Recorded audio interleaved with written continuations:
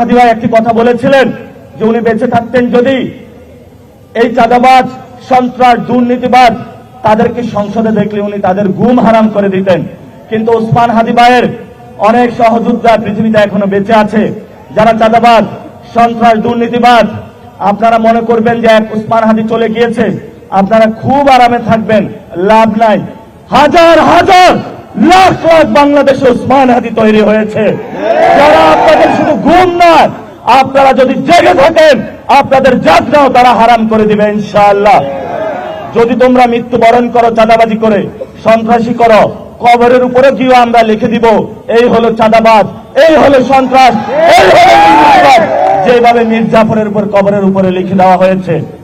শেষ কথা, নির্বাচন কমিশন তারা ইলেকশনে গোল দেওয়ার চেষ্টা করতেছে, সিলেকশনের নামে তারেক রহমানকে আনার চেষ্টা করতেছে, এবং গতকালকে ন্যাক্কারজনকভাবে মিডিয়া ভাইদের উপরে হামলা হলো। আগে দেখতাম মিডিয়া ভাইরা প্রেস ক্লাবের সামনে দাঁড়িয়ে যেত, এখন কেউ দাঁড়ায় না, কারণ জানের ভয়, রিজিকের ভয়। আজকে দাঁড়াইছে, কিন্তু পুরো বাংলাদেশে যারা সাংবাদিক ভাইরা আছেন, একদিকে তো আপনাদের বেতন দেয় না, এখন আরেকদিকে হলো রাস্তা নিয়ে আপনাদেরকে পিটাচ্ছে। তো বাংলাদেশে আপনাদের আসলে কোনো নিরাপদ জায়গা নাই।